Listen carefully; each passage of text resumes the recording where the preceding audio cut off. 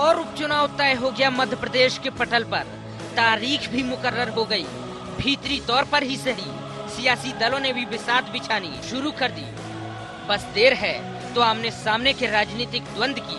जी हाँ, सज्जन सिंह उइके के निधन के बाद इन कयासों ने प्रदेश की सियासत में मौजूदगी दर्ज कराना शुरू कर दी थी कि जल्द ही इस विधानसभा सीट पर होने वाला सियासी संग्राम एक बार फिर पूरे प्रदेश की सियासत का केंद्र बनेगा। उन्हीं कयासों के मुताबिक कमोवेश होने भी वही जा रहा है। चलिए आपको बताते हैं कि क्या कहता है घोड़ा डोंगरी का गणित। घोड़ा डोंगरी विधानसभा सीट बीजेपी का गढ़ मानी जाती है।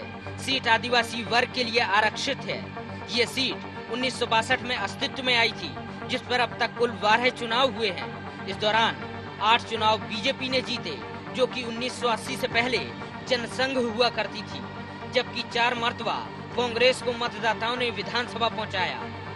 सूत्रों के मुताबिक इस सीट पर चुनाव में बीजेपी और कांग्रेस दोनों के पास ही कई चेहरे हैं। माना ये भी जा रहा है कि चेहरे का चयन दोनों ही दलों में बगावत को जन्म दे सकता है। जैसा कि साफ है कि घोड़ा डोंगरी का सियासी गणित काफी हद तक बीजेपी की मजबूती को दर्शाता है।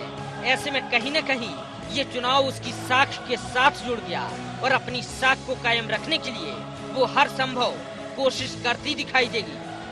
वहीं कांग्रेस भी इस चुनाव के जरिए प्रदेश में अपनी मजबूत मौजूदगी दर्ज कराने के पक्ष में है।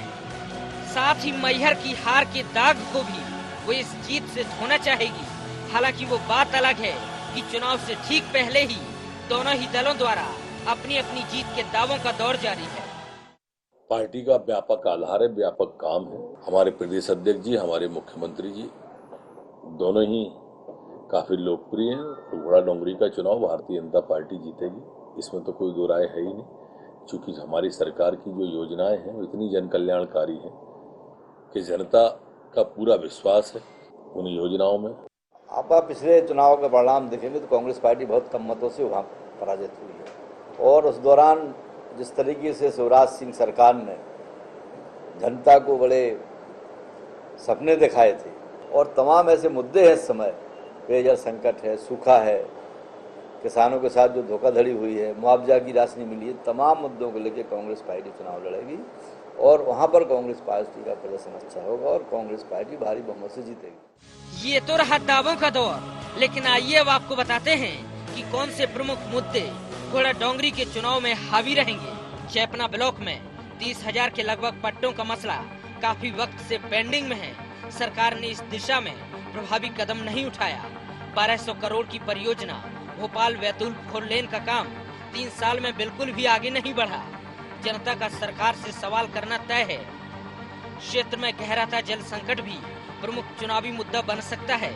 इसे लेकर सरकार पर हल्ला बोल सकती है कांग्रेस। बहरहाल एक दफा फिर एक और उपचुनाव प्रदेश के सियासी पटल पर अपनी मौजूदगी दर्ज कराने जा रहा है, जिसे लेकर आमने सामने आ गए हैं बीजेपी और कांग्रेस। ऐसे में अब देखना ये होगा कि घोड़ा डोंगरी की इस दौड़ में किसकी जीत होती है और किसकी हार। भोपाल से IND 24 के लिए विवेक पटेया के साथ अंशुल तलमले की रिपोर्ट।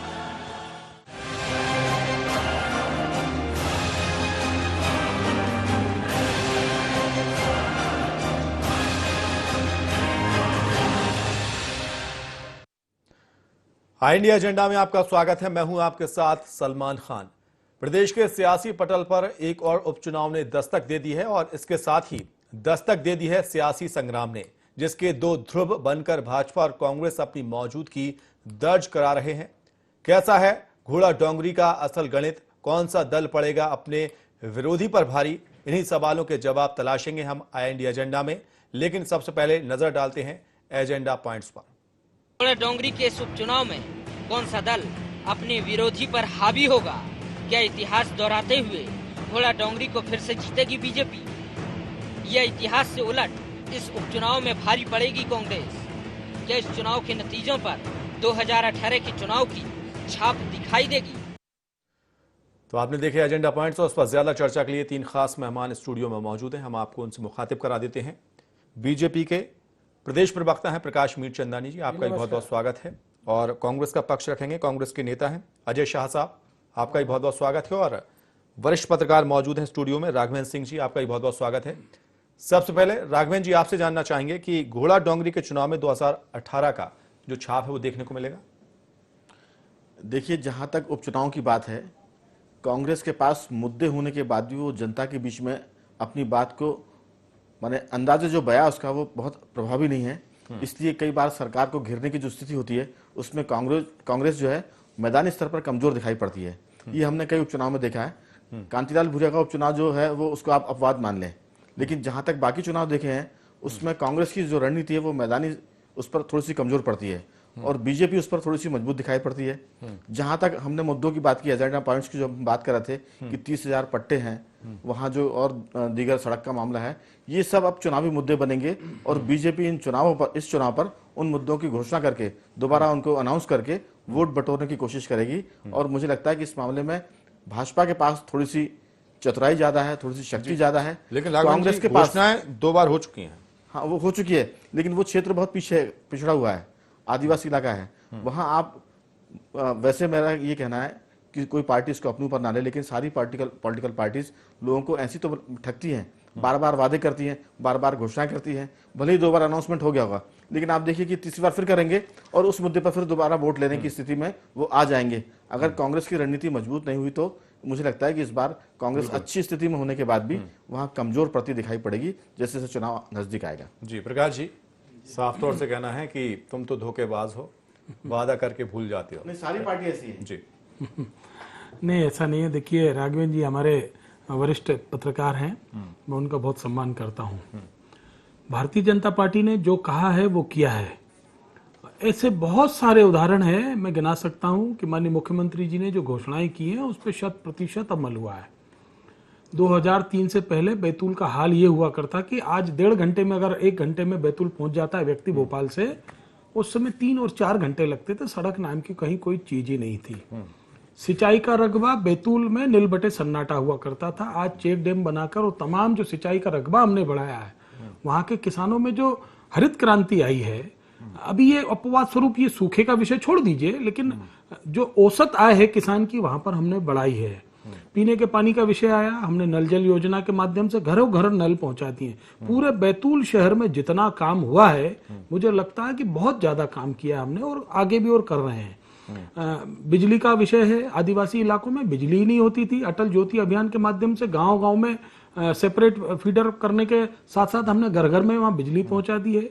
शिक्षा का स्तर हमने ऊपर किया, स्वास्थ्य का स्तर हमने बहुत अच्छा किया। वहां कहने के लिए बैतूल में एक मिशनरी की एक अस्पताल हुआ करती थी, हमने वहां जिला अस्पतालों का स्तर इतना ऊपर कर दिया कि आज उनकी प्रतिस्पर्धा में आकर हर व्यक्ति को स्वास्थ्य का लाभ मिल रहा है। शिक्षा के माध्यम से वहां पर गिनती में उंगलियों पे गिने जा सकते थे, आज कम से कम 72 हाई स्कूल हमने बैतूल जिले में, घोड़ा डोंगरी में भी कम से कम 20 स्कूल हमने वहां दे दिए।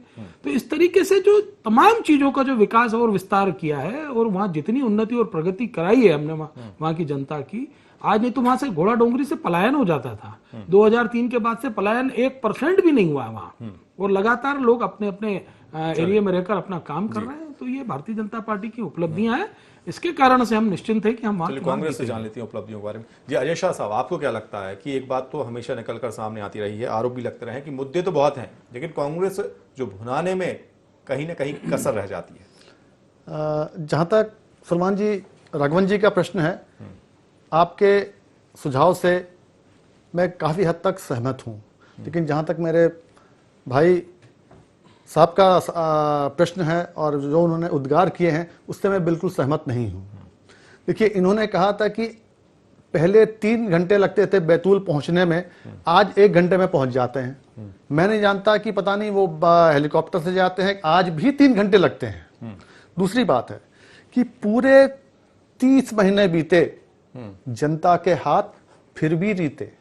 पूरे 30 महीने बीते, जनता के हाथ फिर भी रीते। मामा ने 890 दिन में किए 990 ऐलान, खजाना खाली है, वादा कैसे पूरा करोगे श्रीमान, मैं इनसे पूछना चाहता हूं। 1,65,000 लाख करोड़ का ओवरड्राफ्ट है मध्य प्रदेश शासन पे। 15 लाख इन्होंने बोला था कि हर व्यक्ति के खाते में आएंगे, 15 लाख तो नहीं आए, लेकिन इनकी नीति की वजह से आज प्रत्येक मध्य प्रदेश का व्यक्ति 15 लाख के कर्जे में है। यह है एक स्वर्णिम मध्य प्रदेश का एक पहलू। मामा जी के राज में आप जानते हैं कि व्यापम के माध्यम से व्यापक था। उमा जी ने कहा था, मैं नहीं कह रहा हूं, उन्हीं के उमा जी ने कहा था कि व्यापम बहुत व्यापक है, और उसमें 2000 लोगों की गिरफ्तारी हुई है। गिरफ्तार कौन लोग हुए हैं? वो लोग नहीं हुए हैं बिल्कुल, जिन्होंने। लेकिन अजय साहब, जिस तरीके से जो बात है आप यहाँ पर अच्छे से रख रहे हैं, लेकिन कहीं ना कहीं कमी रह जा रही है जनता के बीच में बात रखने को लेकर। नहीं, देखिए, हम कांग्रेस ये चाहती है, क्योंकि हमारा मुद्दा भी वही है। कांग्रेस ये चाहती है कि जो झाबुआ में हमने कर दिखाया है वो घोड़ा डोंगरी में हम रिपीट करेंगे। क्योंकि घोड़ा डोंगरी, जैसे आप जानते हैं, आदिवासियों की अस्मिता की लड़ाई है, आदिवासियों की सीट है, आदिवासी के स्वाभिमान की लड़ाई है। आपको जानकर मुझे बहुत क्षोभ होता है कि सिटिंग विधायक को, लेकिन घोड़ा डोंगरी के बीच में मैयर भी था। हम बिल्कुल मैयर में हम हारे हैं, और अगर हारे हैं तो देखिए, जमहूरियत में हारना जितना लगा रहता है, और अगर हम वहां हारे हैं तो पिछले बार मैंने आपसे कहा था कि झाबुआ की जीत सिर्फ एक लोकसभा की जीत नहीं है, 8 विधानसभा की में से 7 की जीत है। अब वो हम भूल जाते हैं। मैं ये कहना चाहता हूं कि आदिवासियों की अस्मिता से बीजेपी हर समय खेलती आई है, इनके हिस्टोरिकल फैक्ट को मिटाती आई है। मैं अभी का उदाहरण देना चाहूंगा। देखिए, हम आदिवासी लोग लाश को मुखाग्नि नहीं देते, गाड़ते हैं, लेकिन सीएम साहब की अगुवाई में उस आदिवासी विधायक को मुखाग्नि दी गई। ये हिंदुत्व वाली पार्टी, अगर हिंदुत्व का एजेंडा भी आप ले लें तो सूर्यास्त के बाद मुखाग्नि नहीं दी जाती। 6:30 बजे सीएम की उपस्थिति में उस विधायक को मुखाग्नि दी गई। ये हमारे उसके साथ खिलवाड़ नहीं था क्या? चलिए राघवन जी, आपको क्या लगता है कि कमलनाथ साहब की अगर बात की जाए तो उस इलाके में वो हमेशा सक्रिय रहे हैं, अच्छा खासा उनका दखल है।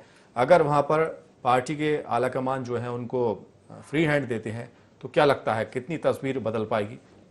देखिए, बात फिर वही घूम फिर कर पहुंचेगी कि कितना भी फ्री हैंड मिले, लेकिन अगर आपकी जमीनी जमावट मजबूत नहीं है, मैदान में अगर आप मजबूत नहीं है, तो वो सारी चीजें निरर्थक हो जाएंगी। क्योंकि वोट कौन डलवाएगा, मतदाता को कौन मोटिवेट करेगा? ये सारी बातें जो शाह साहब बोल रहे हैं, क्या शाह साहब के अलावा कांग्रेस कभी इन मुद्दों को लेकर जनता के बीच में, आदिवासियों के बीच में पूरी ताकत के साथ गई है कि अपनी वहां उपस्थिति दर्ज कराई है कि उसकी धमक यहां भोपाल तक महसूस की जाए? मेरे ख्याल से इसमें कमजोरी है, और यही कमजोरी कांग्रेस के पास मुद्दे होने के बावजूद, भाजपा की गलतियां होने के बावजूद कहीं ना कहीं चुनाव मैदान में उसको पीछे कर देती है। ये सारे मुद्दे बहुत अच्छे हैं, ये चाहे तो अभी बहुत सारे मुद्दे और गिना सकते हैं, दर्जन भर मुद्दे, लेकिन आखिर इन मुद्दों को लेकर कौन जाएगा? मीडिया तो वहां लेकर नहीं जाएगा ना कांग्रेस के पक्ष में, भाजपा के लोग तो नहीं करेंगे कांग्रेस के पक्ष में काम, ये तो कांग्रेस को खुद ही करना पड़ेगा। आप देख लीजिए कि मुद्दों की भरमार है, सरकार में जो भी पार्टी होती है उसके खिलाफ एंटी इनकम्बेंसी होता है, लेकिन ना तो एंटी इनकम्बेंसी को कांग्रेस बना पाती है, ना मुद्दों को जनता के बीच में ले जा पाती है, और ना जनता के बीच में अपनी ऐसी उपस्थिति दर्ज करा पाती है जिससे लोगों को ये लगे कि ये वही पार्टी है जिसने आज़ादी दिलवाई थी और अब हमारी इन दिक्कतों को दूर करने में ये महत्वपूर्ण भूमिका अदा करेगी। क्योंकि कहीं ना कहीं मैदान में कांग्रेस कमजोर है, इसलिए सारी मजबूत बातें होने के बावजूद चुनाव परिणाम उनके ज्यादातर खिलाफ जाते हैं। जी बिल्कुल प्रकाश जी, जिस तरीके से अगर सूत्रों के हवाले से खबर जो आ रही है हम लोगों के पास में, उसमें ये माना जा रहा है कि सिंहस्थ के बाद मुख्यमंत्री शिवराज सिंह चौहान वहां पर मोर्चा संभाल सकते हैं। तो क्या माना जाए कि जीत की पूरी तैयारी है? देखिए, हमारे मुख्यमंत्री जी ने पूरे मध्य प्रदेश को सेवा की दृष्टि से अनेक बार नापा है, और हर व्यक्ति, छोटा बड़ा, मतलब बच्चे बच्चियां, सब शिवराज जी को अपने परिवार का सदस्य मानते हैं, और उन्होंने उसी तरीके से एक परिवार का जैसे कोई व्यक्ति सदस्य होता है उसी तरीके से उन्होंने पूरे मध्य प्रदेश की 7.5 करोड़ जनता की सेवा की है।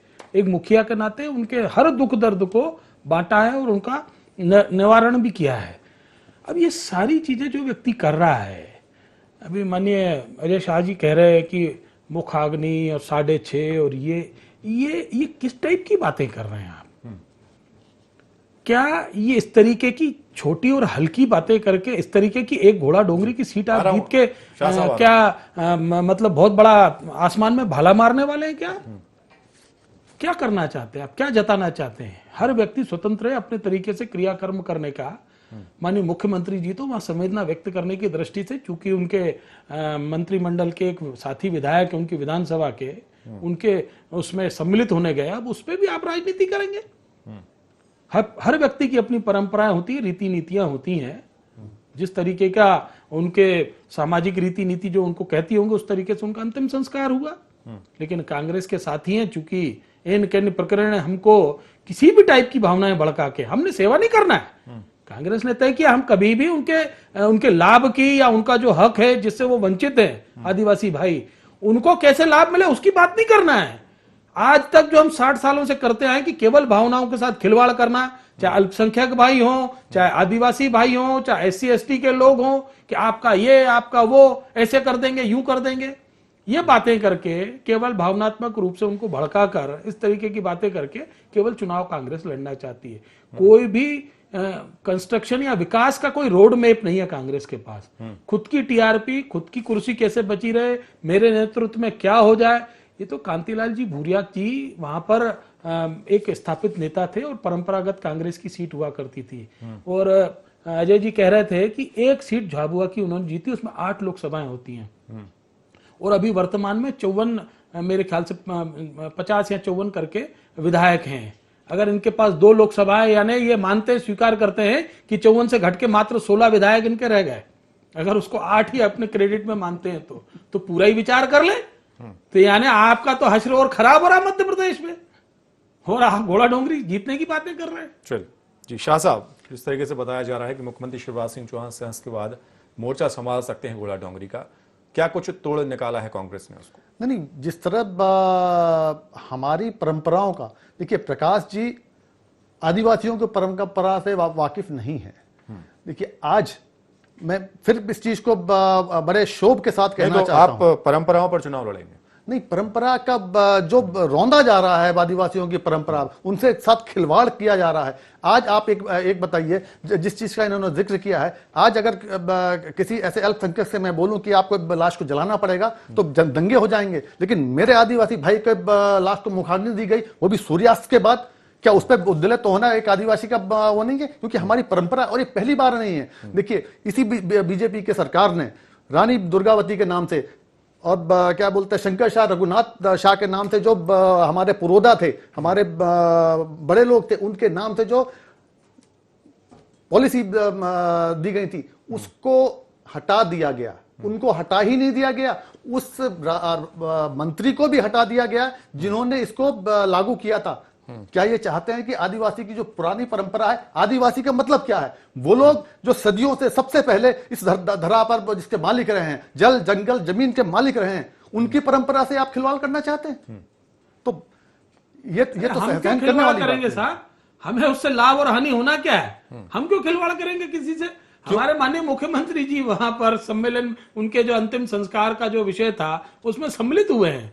अब उसमें हम क्या कर सकते हैं? उसमें किसी के उनकी जो परंपराएं होंगी, उनकी जो रीति नीतियां होंगी, उस तरीके से क्रियाकर्म हुआ होगा। शायद ही सोचा हो, कांग्रेस उस रंग में रंगती हुई नजर आ रही है इस चुनाव को, क्या लगता है आपको?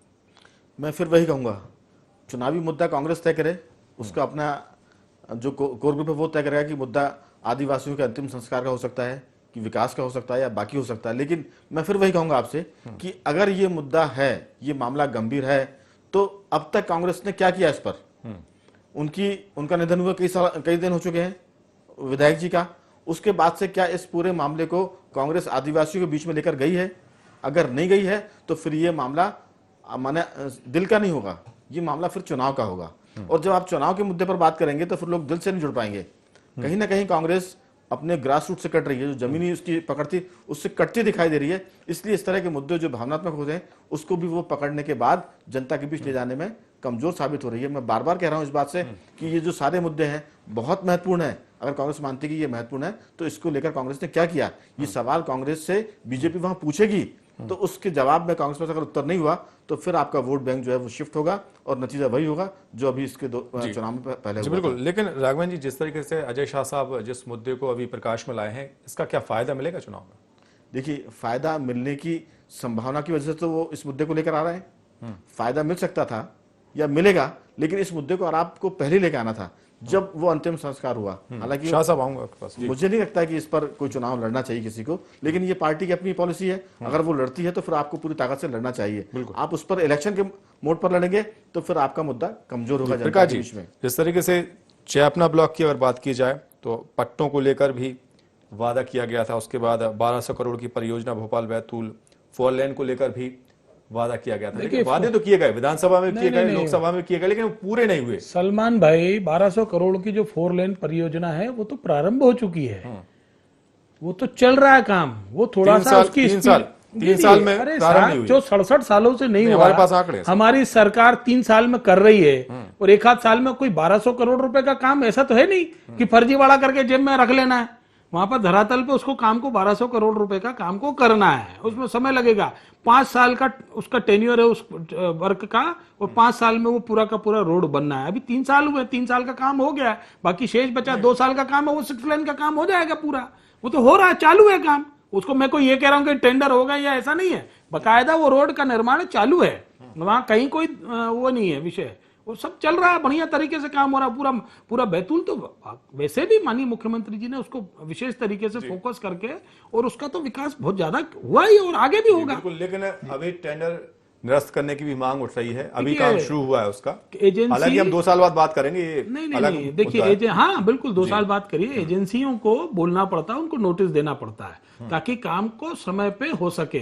कभी कभी होता है, मौसम के हिसाब से भी कभी हो जाता है। अब पानी की व्यवस्था नहीं हुई होगी, अभी जैसे सूखा पड़ रहा है, तो ये सारे मुद्दे जो देखा जाता है, कंस्ट्रक्शन में पानी की आवश्यकता होती है। और अभी पानी की थोड़ी सी, चूंकि 4 साल से हम सूखे का सूखे की मार झेल रहे हैं, तो विषय होगा। इस बार मौसम विभाग भी कह रहा है कि अच्छी वर्षा होगी। मुझे लगता है कि समय पे काम पूरा हो जाएगा। शाह साहब, जिस तरीके से अगर राघवन जी की अगर बात की जाए तो उन्होंने शुरू में भी कहा कि कांग्रेस के पास मुद्दे तो हैं, चाहे बिजली का मुद्दा हो, पानी का मुद्दा हो, या फिर सड़क का मुद्दा हो। तो क्या लगता है आपको कि जो मुद्दे हैं उसको लेकर आप चुनाव में उतरने वाले? नहीं, बिल्कुल, आरक्षण एक अलग मुद्दा है। और अभी आप बीजेपी पैन इंडिया में आपने देखा कर वही रही है जो आरएसएस चाहती है। और आरएसएस के प्रमुख भागवत जी ने स्पष्ट रूप से कहा है कि आरक्षण पर पुनर्विचार होना चाहिए। उसका मतलब यह है कि जो संवैधानिक रूप से जो हम आदिवासियों को एक ऊपर उठने की एक सीढ़ी दी गई है, वो बीजेपी नहीं चाहती। बिल्कुल, लेकिन आप क्या मूलभूत सुविधाओं को लेकर चुनाव में लड़ने की मूड में नहीं है? नहीं, बिल्कुल, एक तो है भाई वन अधिकार के जो पट्टे हैं, क्योंकि आप आरक्षण का जिक्र कर रहे हैं। आरक्षण एक मुद्दा है, एक बहुत बड़ा मुद्दा है, क्योंकि हमारे लिए तो जीना मरण है। साहब ने स्पष्ट रूप से कहा, माननीय मुख्यमंत्री जी ने, कि किसी भी स्थिति में, किसी भी सूरत में कहीं कोई आरक्षण खत्म नहीं होगा। इसके बाद खामखा उसको विषय को बनाना और बताने की कोशिश करना, ये तो कांग्रेस की मंशा हो सकती है, भाजपा की मंशा नहीं है। मैं आपको दूसरी चीज अब बताता हूं। देखिए, क्योंकि ये संवैधानिक व्यवस्था है, राज्यसभा में आप के पास उतने वो नहीं है कि तो फिर आप झूठ क्यों बोल रहे हैं? जब आपको पता है कि अंतिम प्रतिक्रिया नहीं है, तो ये बोल के खामखा के लिए आप पैनिक क्यों फैला रहे हैं? लोगों को क्यों डरा के वोट ले रहे हैं? राघवन जी से बात कर लीजिए। राघवन जी, अंतिम प्रतिक्रिया आपसे जानना चाहूंगा कि जो चुनाव है वो मूलभूत जो समस्याएं हैं उसको लेकर होगा, या फिर आदिवासी या आरक्षण को लेकर होगा? देखिए, चुनाव तो चूंकि उपचुनाव है और विधानसभा का चुनाव है, आम चुनाव नहीं है, तो जाहिर है कि ये चुनाव स्थानीय मुद्दों को लेकर होगा। कांग्रेस अगर इसमें राष्ट्रीय मुद्दों को लेकर आएगी तो मुझे लगता है कि इसका असर जनता के बीच में कम होगा। और निश्चित रूप से अगर वहां की सड़क, आदिवासियों के लिए पट्टों का आवंटन, इस पर बात की जाएगी तो वो मेरे ख्याल से ज्यादा अपील करेंगे। अगर कांग्रेस इस मामले में आरक्षण जैसे मुद्दों को लेकर जाएगी तो फिर ये राष्ट्रीय मुद्दा होगा और वहां असर कम होगा। मुझे लगता नहीं कि इस मामले में कोई जहां तक भाजपा का बहुत नुकसान होगा। माननीय राघवन जी, वो सबके सब प्रोसेस में है और सबको आधे से ज्यादा लोगों को दिए जा चुके हैं और आगे भी दिए जा रहे हैं। चलिए, बहुत बहुत शुक्रिया आप तीनों मेहमानों का कि आपने अपना कीमती वक्त दिया। तो हम बात कर रहे थे घोड़ा डोंगरी उपचुनाव की, यानी कि अगर बीजेपी की बात की जाए या कांग्रेस की बात की जाए तो दोनों पार्टियां कहीं ना कहीं आश्वस्त नजर आ रही हैं। वहीं अगर कांग्रेस की बात की जाए तो कांग्रेस का कहना है कि वो आरक्षण हो या फिर कुछ अन्य बातें हो, उसको लेकर चुनाव में उतरने वाली है। और बीजेपी की अगर बात की जाए तो उनका कहना है कि मुख्यमंत्री शिवराज सिंह चौहान उस दौरान मैदान में होंगे और जीत उनकी होगी। आई इंडिया एजेंडा में इतना ही।